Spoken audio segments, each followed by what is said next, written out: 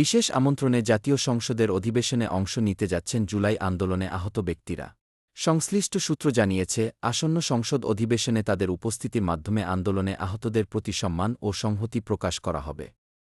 এ উপলক্ষে প্রয়োজনীয় প্রস্তুতিও নেওয়া হয়েছে।